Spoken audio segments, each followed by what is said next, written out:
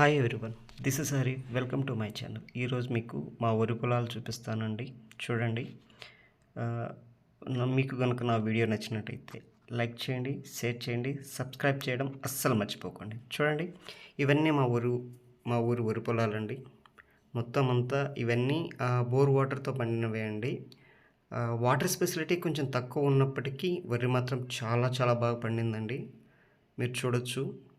ఈ వరి ఇంకొక 15 to 20 డేస్లో మొత్తం అంతా కట్ చేసేసుకోవచ్చు. చూడొచ్చు, అంతా కూడా చాలా చాలా బాగా పండిందండి. ఇంకా ఎర్లీ మార్నింగ్ 7:30 ఆ టైంలో ఈ వీడియో తీసానండి. చూడండి, సూర్యుడు ఎలా ఉన్నాడు, రెడ్గా ఉన్నాడు, ఇంకా పూర్తిగా ఎండ రాలేదు. ఇక్కడ నుంచి చూడొచ్చు. ఇక్కడ నుంచి ఆ చిన్న ఫోల్ కనిపిస్తూ ఉంది కదా, అక్కడ దాకా మా పొలాలండి. మా అన్నయ్య మా తమ్ముడు చేస్తూ ఉన్నారు. ఆ దగ్గరికి వెళ్ళినాక నీట్గా చూపిస్తాను. ఇవన్నీ మా ఊరు వరి పొలాలండి. చాలా చాలా బాగా పండింది.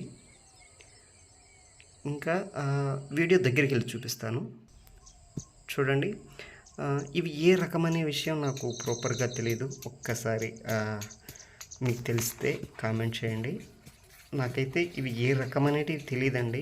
ఇక్కడ చూడొచ్చు, వరి దిగుబడి తగ్గించడానికి కలుపు మొక్కలు అంటారు కదా, ఇవి ఎక్కువగా ఉన్నాయి ఇక్కడ.